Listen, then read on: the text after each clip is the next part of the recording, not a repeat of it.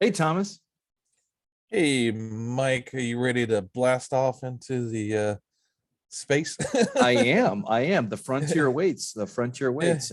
And this is the first, the last, the Nerdom, and this is our Mhm. coverage of Strange New Worlds. This is our mini series where we're covering Star Trek that we haven't seen before. We Mhm. started out this series to bookend it with the Next Generation. It was Thomas's first walkthrough, and Mhm. we proceeded to graduate to Strange New Worlds. And I think we've both been very pleasantly surprised as Mhm. we took this on. I didn't quite know what to think, but then Mhm.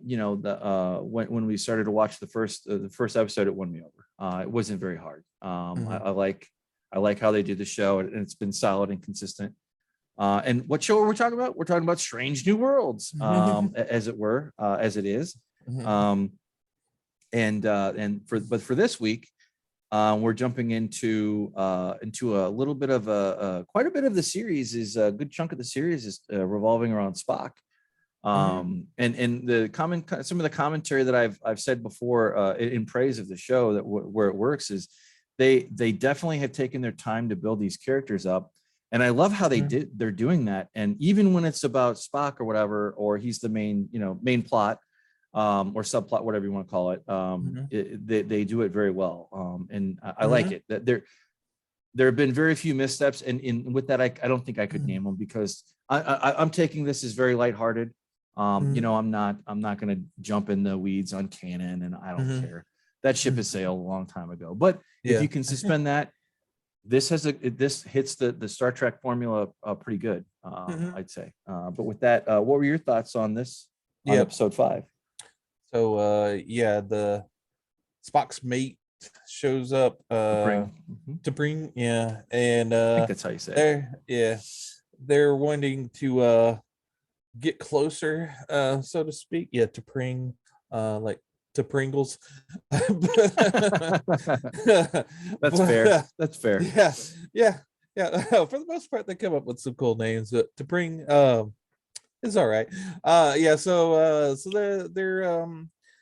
they haven't spent much time together since Spock ran off to Strange New Worlds, and so they've gotten this chance to get closer. But so she's kind of put aside her work duties, and Spock just has to finish up this one last meeting Mhm. before they can spend some time together. And she's kind of put off a little bit by that he didn't reciprocate in the delaying of duties, Mhm. and then a comedy of errors develop from it. Oh, and also Spock is sort of like in this scene here, is combating his human element with his Vulcan. I was going to say his Spock element, but his Vulcan and human elements.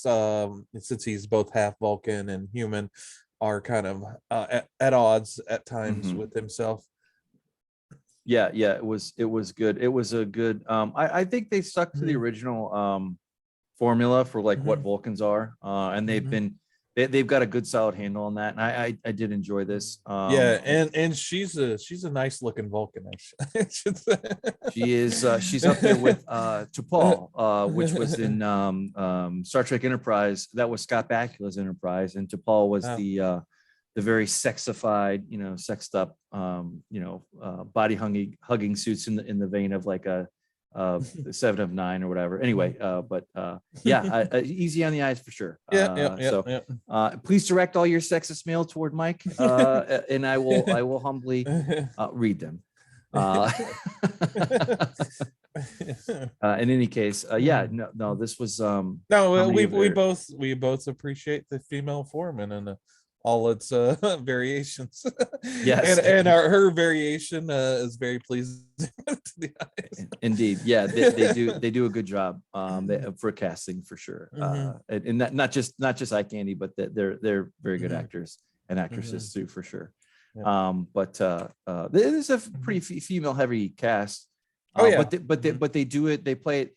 It's never like it never goes off the rails like Star Trek Discovery, which I had issues with before, like where it's just like the shit just doesn't even make sense. Right. Even for Star Trek, it's just not. It just There's never added up. But this yeah, one, it works. there's not like that cringe worthy scene in game where all the female heroes crowd the screen and say, "Move over, man. We can handle this."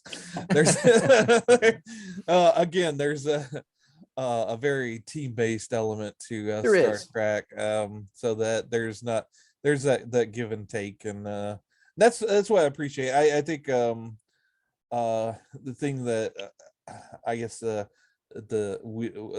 lack of a better word, the woke community would maybe put against us boomers is that we are open-minded to the idea of alternate people or Oh yeah. diversity, which is crazy because your generation, my generation, were probably one of the first generations to be open to all various forms of things, and Right. We didn't care. and We just accepted it on the screen and moved mhm. on. Yeah, absolutely. Yeah. Buffy the Vampire Slayer, I wasn't like, oh, she's a woman, I can't Right. watch No. this show. I was like, oh wow, a woman fighting vampires, that sounds cool. Right. But Or yeah. Xena, Princess Uh-huh. Warrior 2. Mm-hmm. That was one in Yeah. the 90s. Yeah, that was very popular, and Mhm. the audience was probably a heavy female base, but there was a good chunk of the audience as well too. Yeah. But yeah, I don't so we're kind of getting off in the weeds here, but yeah, to get back on track, Star Trek. But yeah, so Star Trek's always been about diversity and inclusion. So yeah, but yeah, at least in this show doesn't get top heavy with it. No. I It's just a part of the show. Yeah, I think I want to believe that they learn their lessons from Discovery and Picard. Alex Kurtzman is who I'm talking about specifically, and I think they dialed it. They finally found the formula, and they cracked it. And they're doing it very well. And like I said, I've been very pleasantly surprised because I've just had to write off these newer things, and not for woke or whatever or the message per se, but when Star Trek is done right, it is more forward looking, and you just take it in stride, and this is very easy to do that with, and this is why I have yet to come up on an episode that I just dislike. There is nothing to dislike. It's just solid. I mean, yeah, it gets a little funny there with canon, but you know what though, some things you just got to put aside and just enjoy it for what it is. And this one I keep coming back and praising it. But anyway, getting back to center here. We have the space conflict of the week, space mystery of the week. And they do that very well in this formula for sure. Yeah, and I liked they don't they don't just come up with a funny eyebrow for these aliens. They come up with the kind of a thought behind what these aliens are like in their society. So one of the fun elements is when you get introduced to this alien species and they're having to negotiate and figure out what these aliens want to bring them into the Federation, and I I love that Pike's casual jacket or color jacket is green, like Kirk's green one. They're very they're kind of echoing the original show without copying it completely, but putting a new spin on it. Yeah, they've done a very good job with the uniforms, and that's also a hallmark of a good Star Trek. Is the uniforms that you see are iconic in and of themselves. So this version of it is very good. That one I mentioned a while ago, that was like Enterprise, Scott Bakula's Star Trek Enterprise. Like that one fell off a cliff, but that's neither here nor there. But in any case, they do the outfits. That's a good point. I did not notice that, honestly. Now that you say that, that's true. Everything they do they do with class, I would say. Right. Yeah. And even the set design, I just love looking at, like, say, this room, this conference room. It's fun to look at. And you have that to look at, but then you have the acting that's top notch, and then the writing, which is really good. So it's a overall great package that you're dealing with. Like transporter room looks awesome. It does, yeah. I'm blown away, and they do a great job on the set, and the totally fall in love with the the Chris Pines type, Star Trek verse or whatever, with the technology and the visuals. It all friggin' works for sure, for sure. Yeah, and this one, the whole conceit of this is kind of a lighter episode. The T'Pring and Spock, they do a mind meld and accidentally reverse identities or minds, Right. which is which is played for laughs, but also creates a deeper understanding between the two characters, which if it was just played for silliness, it wouldn't have worked. But they yeah, pulled it off, and yeah, they will routinely do that. They will dip in and take out a classic Star Trek thing, something or other, Yep. throw it in the mix, and it works. They Yeah. juggle very well.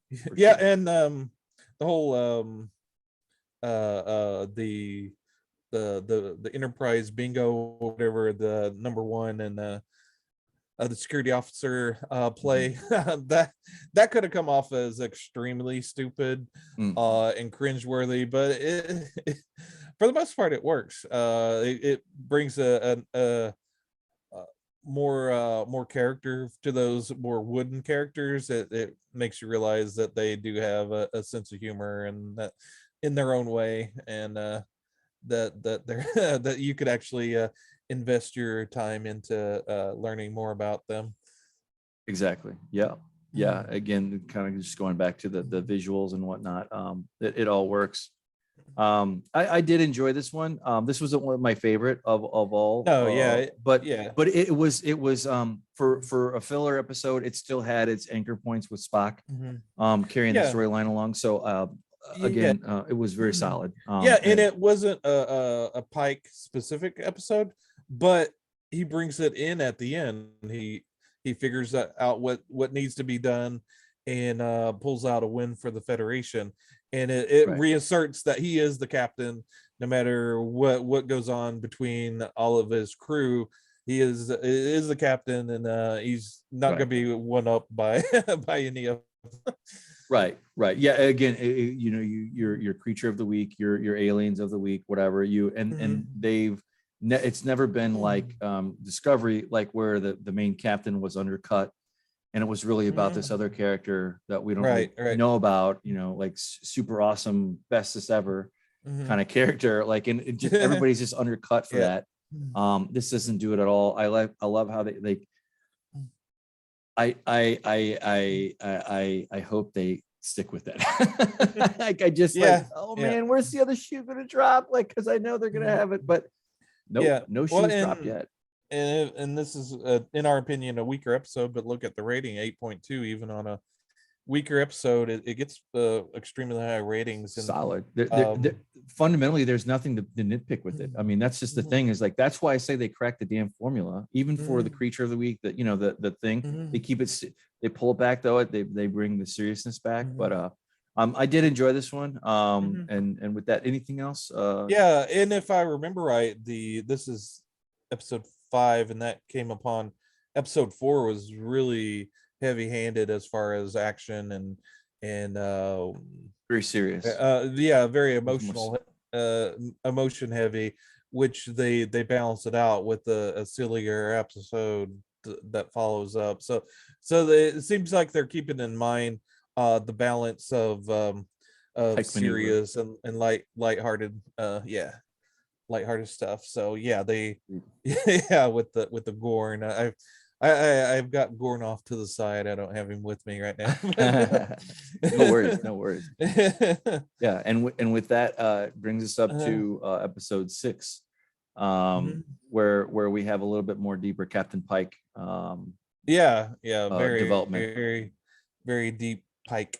And this one's a little bit more heavier episode, and we're not quite sure what's going on. They don't know why this rebel ship is trying to capture this child, the special chosen one for this planet.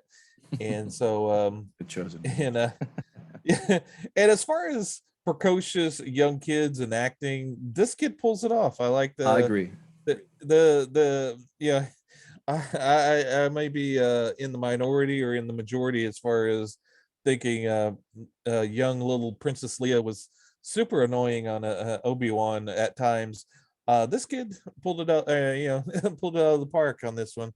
Yeah, And I can't really speak to Kenobi because I haven't seen it, but like I fast forwarded through the very last episode so I could just see the fight, the main thing. I didn't give two craps about the other things going on, but I have heard your commentary be echoed in other folks that I watch on YouTube. Yeah, and I would never want my criticism to get back to the young actress. I mean, this being a young actor is extremely difficult, I'm sure, and they didn't go to acting school, so when you cast for it, you look for natural talent, obviously. And sometimes you you hit it out of the park, and sometimes you don't, and you kind of deal with what you got. So yeah, anytime I see a well acted child, I'm always impressed. And so I'm always expecting the worst out of child actors, not because they're bad actors, just they're kids. Right. So if you get a really good performance out of a kid, then either it's a naturally talented kid, or the director knows how to get that performance out of them. Yeah, I did. The only criticisms I would have was this did get kind of long a little bit in different parts. But that could have been my fault for watching it so late when I did. But aside from that, it still held my attention. I just not everything can be a winner, and this one didn't suck at all. It was solid. It just it was really heavy and I think we knew, at least I knew, which I figured you did too. Kind of when the ending hit and Pike, the big reveal happens to Pike, I think we all kind of knew generally what was going on and what was going to happen to the child, which made it a heavier and darker episode for this, and I appreciated it for that. I like how they don't shy away from going to dark places. Yeah, and they do it in a way that the next generation couldn't do or didn't do in a different way. I guess I don't know how to. I got to think on that a little bit more. But yeah, they kind of. I mean, it wasn't a big surprise, but at the same time, it's still kind of like, are they really going to do that? Oh, they did. Yeah. Again, they do a perfect balance with the darkness, bringing in a serious edge at the right moments, and it works. It doesn't. Not one of these parts sticks out than another. They all work harmoniously. That's what it is. They're very good. And this is the first episode where Pike has a love interest. Is that right? I think that's true, isn't it? Yeah, that's what the top of the show. Yeah, that was like his unresolved issues going on there. With his, I think they handled that. They handled that well. As far as as well as they did with any other times that they did it with Picard. I think and Cisco had kind of a love thing going on at different points in time, or was alluded to. But of course his wife died, but he still had a couple things, not as much. I'm trying to think. Janeway didn't have, I don't remember. There was one episode with her and Tom Paris, but it was like it was a throwaway episode and it didn't really count. But they kind of devolved. It was a creature of the week kind of thing, way back when. It doesn't matter for this, but yeah, they did it again.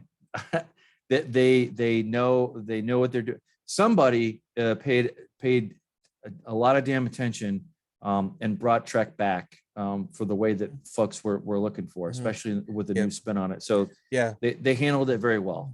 Not and to be honest, I'm kind of sad that Red Letter Media has called off all Star Trek after the second season of Picard.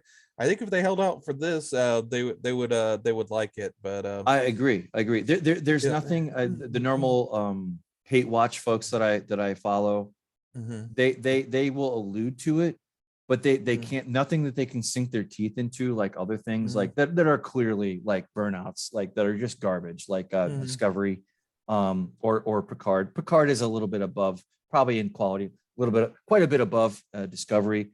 But having said that, though, it takes characters and things and just shoves them in, and you just don't want it. It's just better to walk away.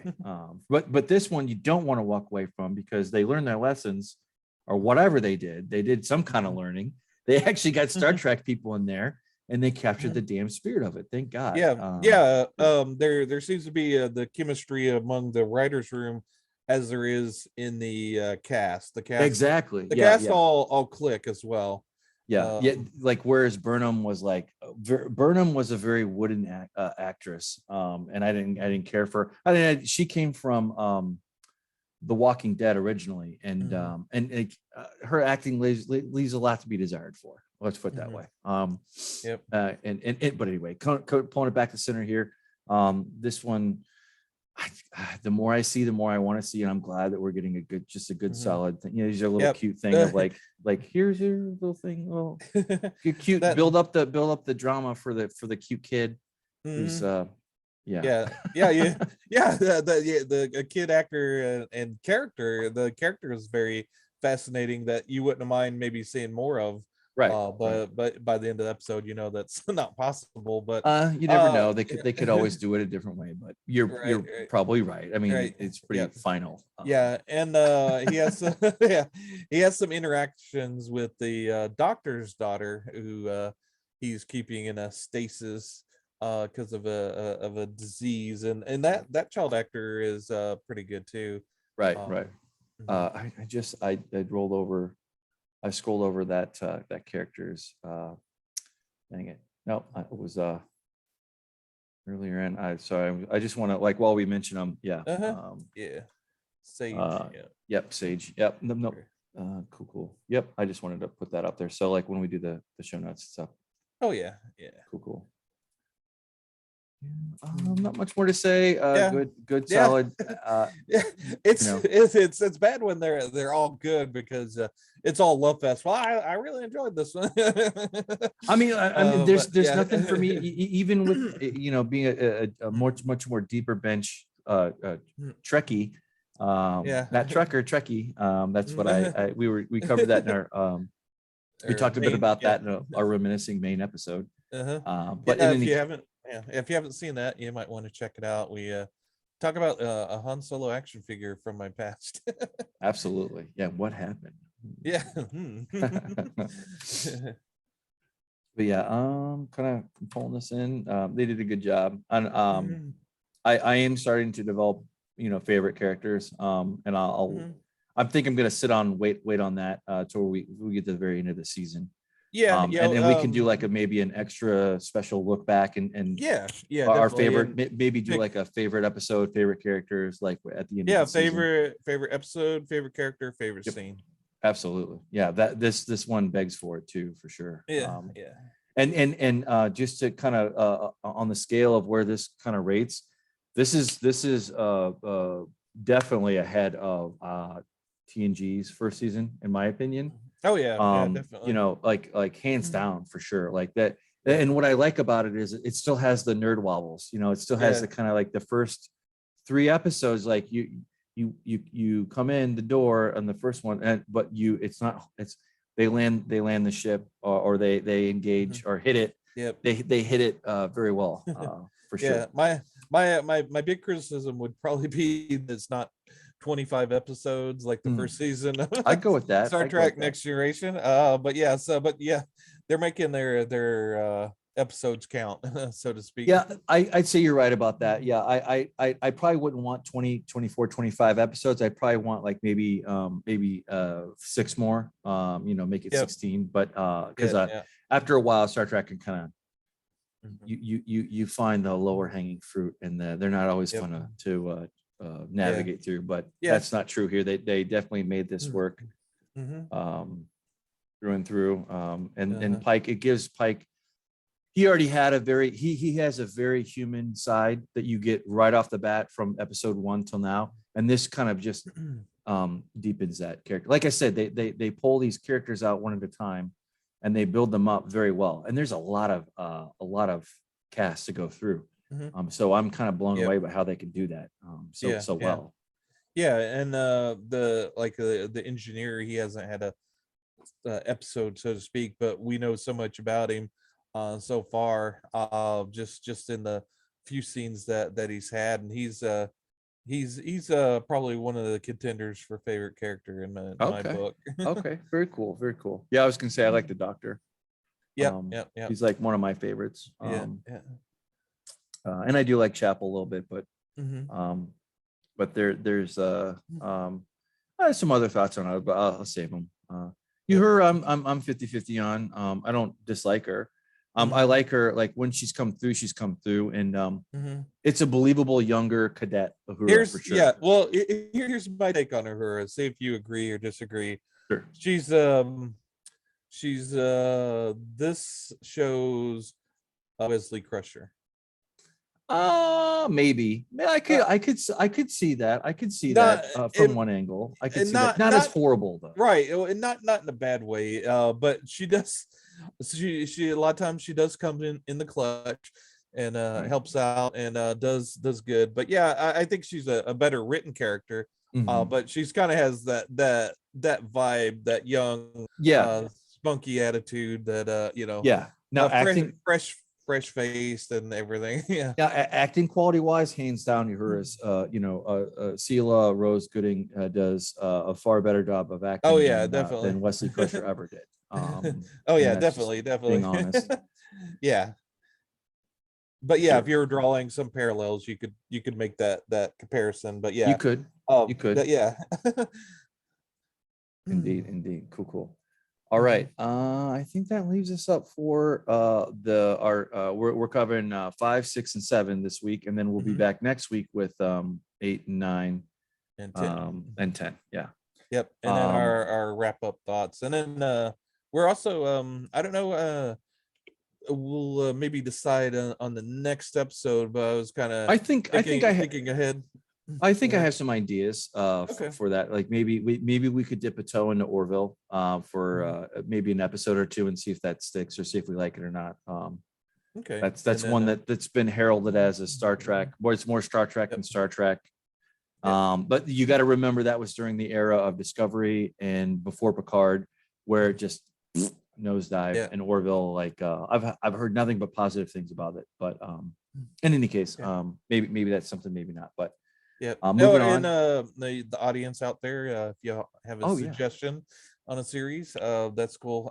We may throw that out to our main channel as well, because we're probably very Star Trek focused people here. Not that there's anything wrong with that. but Absolutely, absolutely. but yeah, so we've got our episode number 7, Hmm. the Serene Squall. So another Spock heavy episode. Yep, this kind of buttons up or starts to button up Mhm. Spock's storyline, and we get a little bit more traction on. Was that wasn't last one? It was like the love triangle going on with Chapel and Spock. That might be. I'll be quiet. I think I might be running episode 8, but I can't remember. They all kind of run together.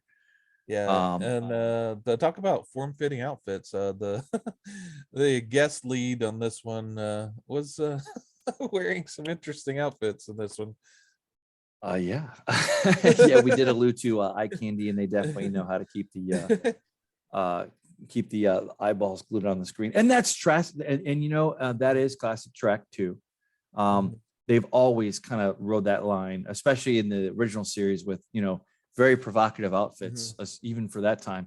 Mhm. TNG did it too. Mhm. Voyager did it too. I don't think Deep Space Nine really did it. Enterprise, Scott Bakula's Enterprise definitely did it with T'Pol, and that the Mhm. I don't know, eye candy. There's just no other way to say Yeah, say what it is. yeah. Yeah. So this one, they meet up with this was she Airship. like a representative of and that they were going to maybe help out some colonists. And so yeah, the plot kind of So they got a say. little confusing for me. I don't know about you. I And who all was doing what and yeah, I how they're related and right, Right. Yeah, speaking of that thing. Yeah, this is like a interesting. It was I would just say this is probably like not as great as some other ones. It's probably a weaker episode in the line, Yeah. for sure. Yeah. I did find myself kind of scratching my head at different parts too. Yeah. Um, Yeah. Yeah, no, it may they could have maybe cleared it up a little bit better, but yeah, she spoiler alert, she turns out she's supposedly the good person in it and turns out to be the baddie, the super baddie. mhm.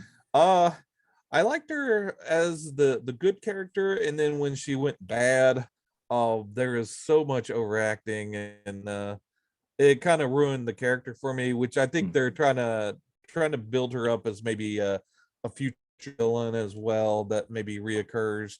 I But I got uh, Wrath of Khan vibes from this one, just yeah, from that that's that dynamic. mhm. Nowhere near as good as that. I will say that. No, no, But no. Yeah, I wish they had a better actress for that role. Like I said, she's nice to look at, but that's maybe and as a when she was pretending to be a good person, she actually was pretty decent, did some pretty decent acting, but mm, I think the villain aspect of her role just didn't come across for me. yeah, I think maybe I don't know this particular actress's background, but maybe it kind of felt like sometimes when you always play the hero, you're typecast as the hero. It's really fun to cut loose.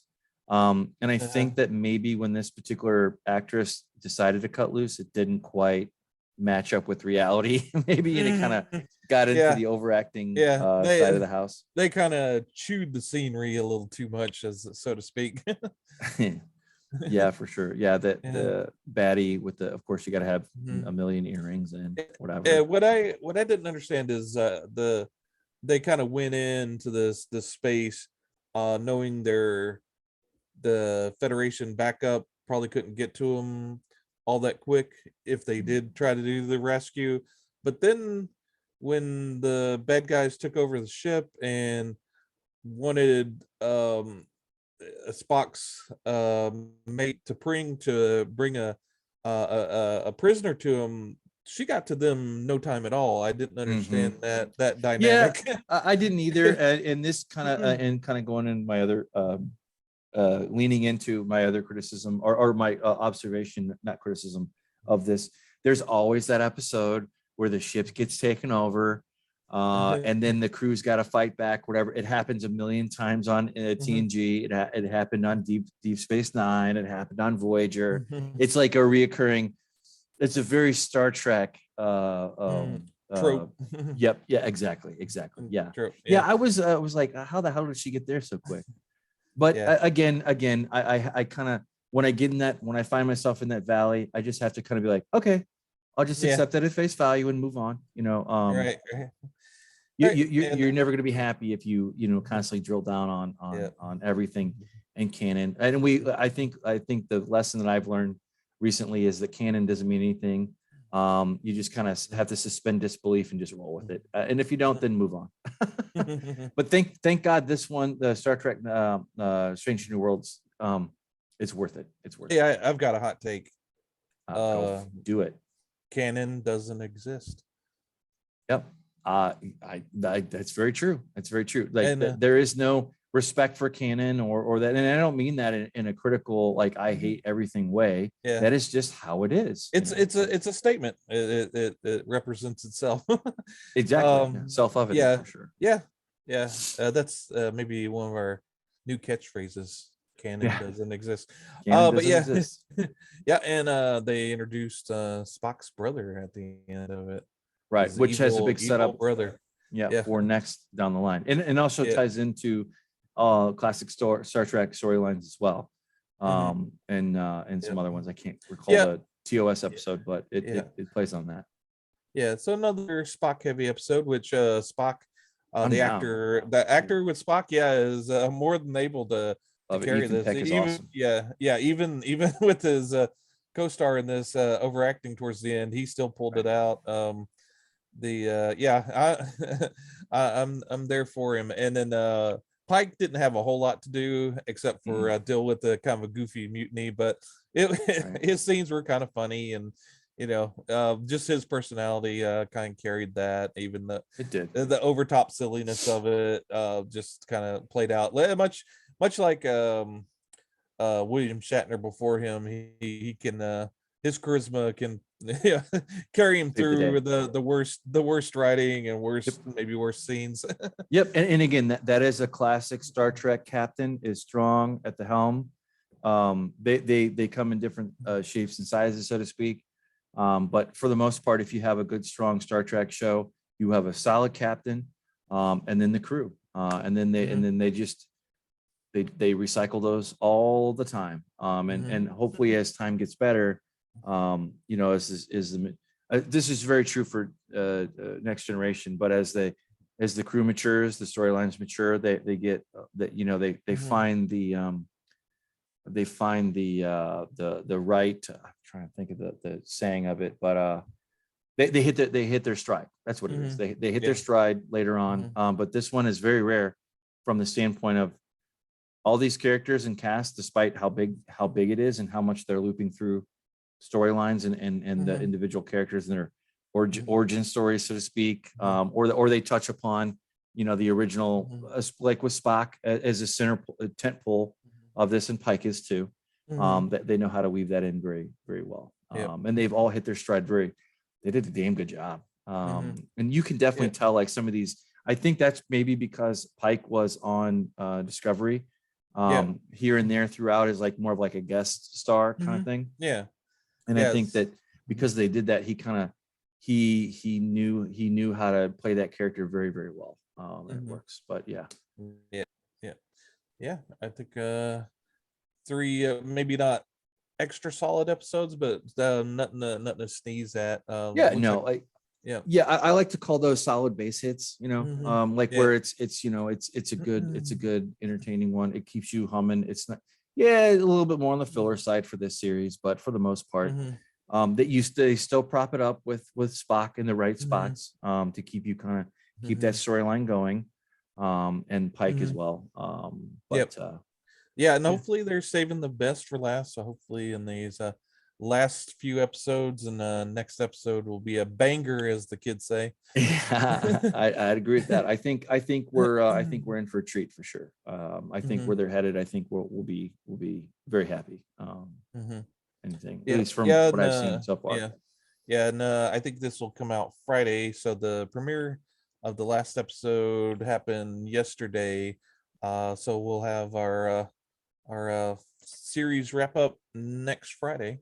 We might go a little bit extra long. Maybe we'll fit in our favorites. I think so.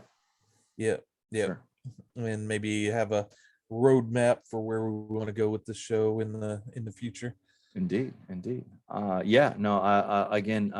We wouldn't be watching this if it weren't for you watching it, actually. And I'm glad I listened and watch it, because I was just gonna not do anything with it and kind of leave it out. You were like a Red Letter Media. You were burned twice. So in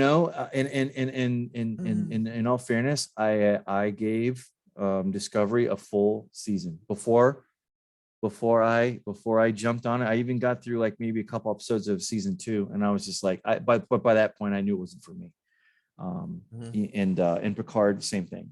I just don't care. I just don't care not. I don't want to see Picard the soap opera. Which is what that is. And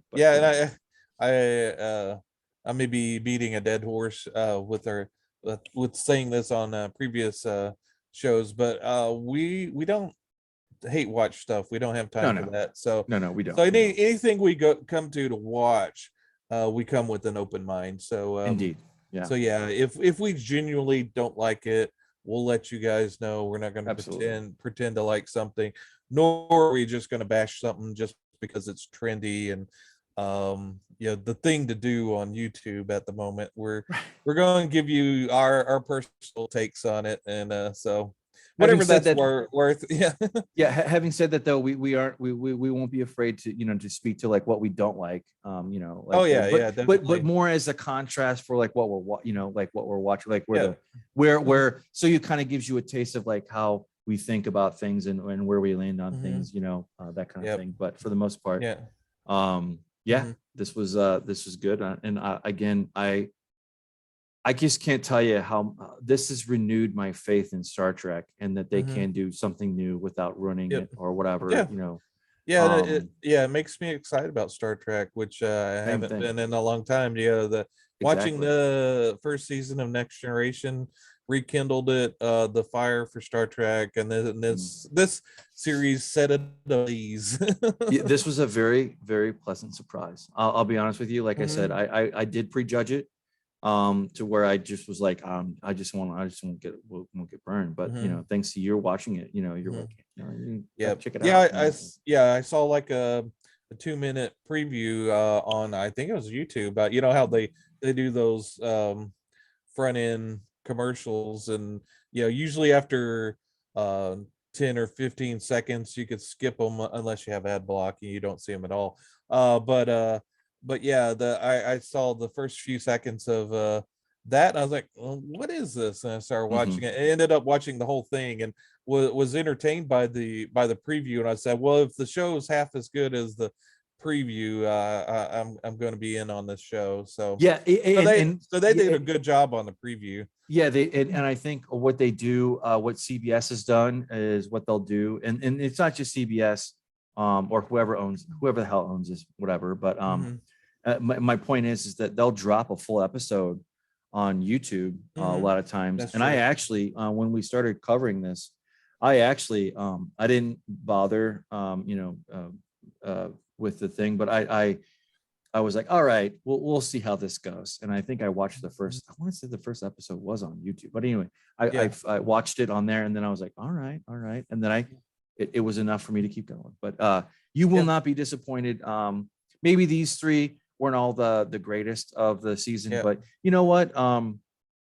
Every show has its ebbs and flows, but even when it's on a down, more in a valley, the quality is still well. And I'll I'll give this to them on this, is it's episodic. So every episode they're telling a fresh story, even though there are some storylines that kind of go from episode to episode. Right. They have to come up with a whole new idea each episode. Whereas some of the Netflix shows or whatever, the continuing storylines, they seem to drag, like that middle part of a show is horrible because it's kind of meandering and not going anywhere. And so I appreciate what they're doing, even if not every episode's a banger. There's gonna at least it tells something unique, and it keeps you engaged and like, okay, what's going on here? No, that's true. Like for more modern shows that are a lot shorter, they'll have like friggin' awesome off the charts episodes, and they'll have like more of like a like it, you know, just like kind of like your blood sugar is really low kind of thing. But they've really evened that out with this series. And again, they cracked the code. They got the formula down friggin' pat. And I can't tell you how much that means to me as a Trek fan to have that, you know, that to have that classic Trek feel. Everything fits. You just gotta kind of push Canon out an airlock and not worry about it too much, you know. But with that being said, I don't want to talk about beating a dead horse. I think that brings us up to the end of this week. or a dead Vulcan, or a dead chosen one. right. pretty much. Yeah, you're the red shirt for this week. For sure. With that, anything else you want to add? Or what? I am really looking forward to finishing up the series, though, for sure. Next week will be fun. No, all I can say is hit it. Yeah, indeed. And with that, I've been Mike. And I'm Thomas. This has been the First Last Nerdom, our mini show take on Strange New Worlds. See it.